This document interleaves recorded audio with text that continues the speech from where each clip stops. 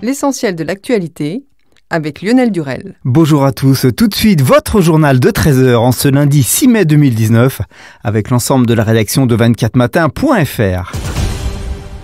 Après l'accident d'avion qui a causé la mort de 41 personnes dimanche soir à l'aéroport de Moscou, la foudre serait à l'origine de cette catastrophe.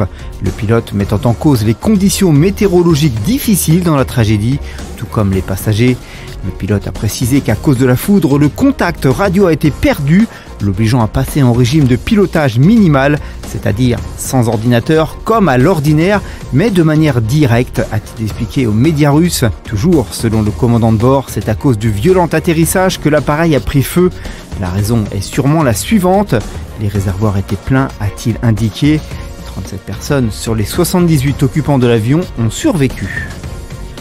Le corps retrouvé dans un parc national du Bénin où 2 touristes français ont disparu est bien celui de leur guide, ont confirmé dimanche les gouvernements béninois et français, renforçant ainsi les craintes d'un enlèvement dans ce pays jusque-là épargné par l'insécurité en Afrique de l'Ouest. Selon une source gouvernementale béninoise, interrogée par l'AFP, une grande incertitude règne toujours quant au sort des 2 touristes français disparus depuis mercredi. 2 enseignants venus passer une dizaine de jours en vacances au Bénin. L'homme retrouvé mort et dont le corps était très abîmé était un guide professionnel bien connu au Bénin. Notez que de nombreux groupes djihadistes liés à Al-Qaïda et à l'organisation État islamique opèrent en Afrique de l'Ouest. Un garçonnet de 2 ans victime d'un rapt dimanche en plein centre de Marseille, dans le quartier de la Canebière, a été retrouvé sain et sauf dans un hôtel de Valence, avec l'homme qui l'avait enlevé quelques heures plus tard. C'est le veilleur de nuit de l'hôtel qui a vu l'alerte enlèvement à la télé et qui a appelé la police, a expliqué le procureur de la République qui avait pris la décision 2 heures plus tôt environ de diffuser une alerte enlèvement après la disparition de l'enfant avec un homme inconnu.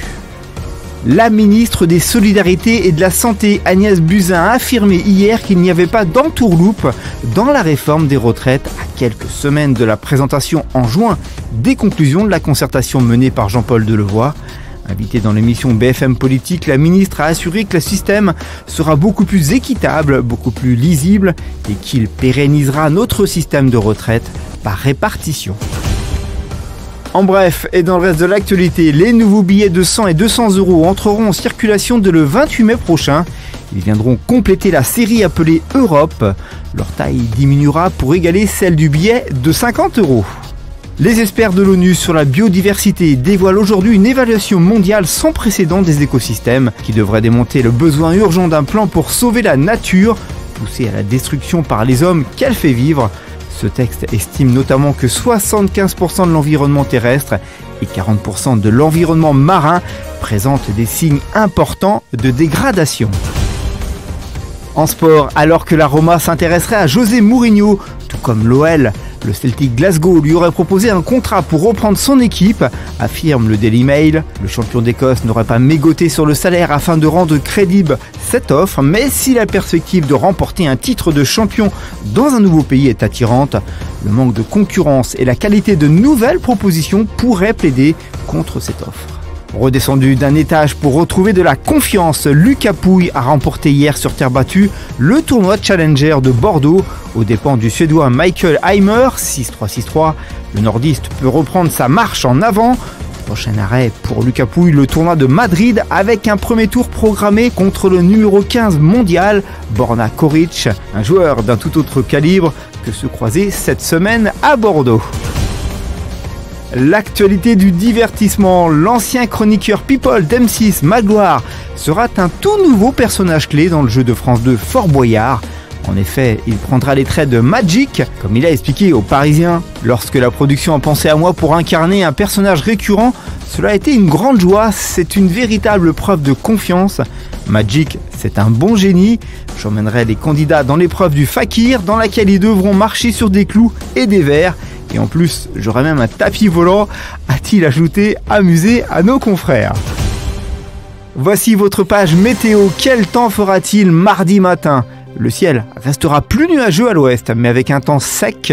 En allant vers l'est, le ciel se dégagera avec un peu de fraîcheur. L'après-midi, les nuages continueront d'être de plus en plus présents à l'ouest, avec quelques pluies qui arriveront par la Bretagne. Partout ailleurs, le ciel sera de plus en plus nuageux, mais avec des températures en hausse. Pour ce qui est des températures, vous aurez mardi matin de 2 à Aurillac et Limoges, à 11 pour Biarritz et Nice, 8 degrés à Paris et Brest, 4 à Strasbourg, Bourges et Montélimar, 6 à Lille et Toulouse.